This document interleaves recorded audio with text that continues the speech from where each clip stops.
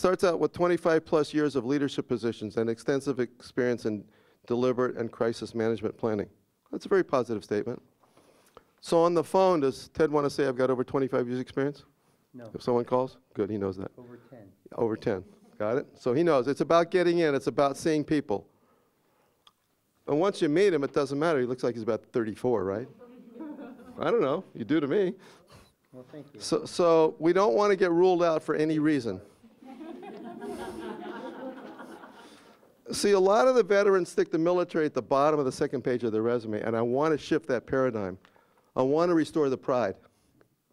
I don't want it at the bottom of the second page. You can put it at the top of the first page. You don't have to say when you did it. Just like volunteer work, you don't have to say when you did it.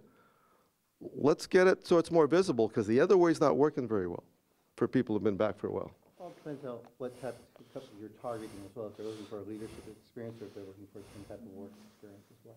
Right, but you've done all the right things. United States Marine Corps, officer in charge, peacetime, wartime support team, he's got all the stuff here. It's a perfect resume. But some people hide it at the bottom. That's why I'm glad to see this example. Do not hide it at the bottom of the second page.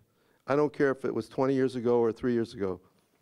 Okay, and you'll get different opinions from people. But tell us, would you mind sharing a little more about some of your skills from the military? You gave us a clue. They're not as extensive some things you said. I mean, as you know, as say what you said. Military, repeat what you said before, please. When I ask what you did in the military. Commanding officer for an infantry company, and I've trained not only Marines but also Iraqi personnel. Okay, that'll do. You could sit down now. So let's talk about. Sorry for interrupting, Ted, but in the interest of time. So let's blurt out some one-word. What are some of the skills Ted's got? What are your perceptions of his skills? Leadership.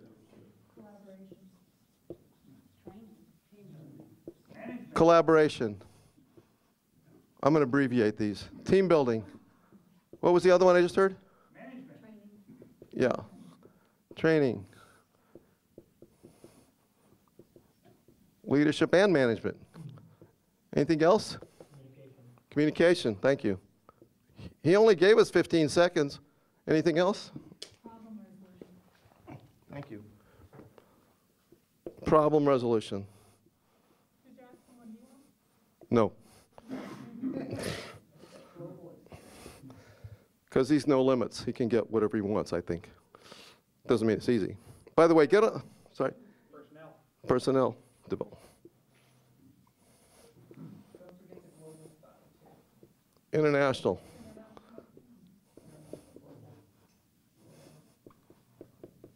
And everything up here, customer service, great attitude, reliable teamwork, all that. Anything else come to mind? You know what comes to mind for me? Because it's a perception, he listens well.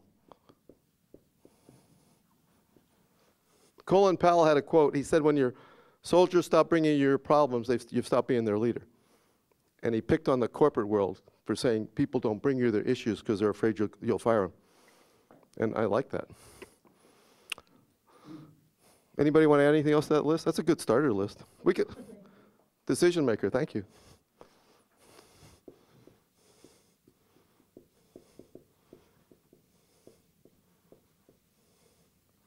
How about strategic planning?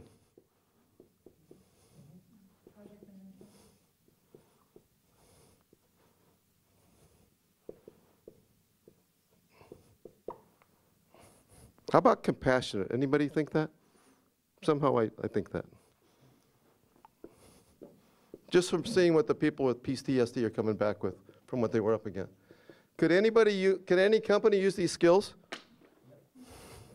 Really? Some company could use those skills? Now, which of those words did Ted use? Did he say I listen well? Did he use any of those words? Yeah, he said leadership and training. Thank you. But for the most part, he didn't say those words. How come we think all that from like 15 seconds? Because that's the way it works for everybody. It's in your story that the point comes across. If you say you're a motivated, team-oriented, customer service, results-oriented professional, I go, so what? What'd you do? What'd you do? What'd you accomplish? The story demonstrates the accomplishment, and I know we don't have time for a bunch of stories today. That's a different class. Please have 2 or 3 stories of a challenge you had, something you did, and the result was positive. It takes time, you guys. Don't get despondent because the job's not there Monday. Do what you need to do to survive. If it's in and out, 11 bucks an hour, do what you need to do to survive. And if there's something you love to do, every nonprofit, every school, every community organization needs help these days. There is no excuse for not nurturing that which you love. Jackie Speier on the radio about a month ago said, if you're getting unemployment, you should be volunteering 15 hours a week. I'm not saying that. I'm glad she said that. Nurture that part you love. You've got to do that for yourself. And when you're helping other people, you can't not feel good. And you meet people. You may get the job because you volunteered. Don't volunteer to get the job, but it could happen. But you also have to tell people about yourself, not just say there's other volunteers. Hey, what do you do? Oh, I hate that question, but we say that. What do you do? Get to know the people. Because people do want to help. They probably don't have the job.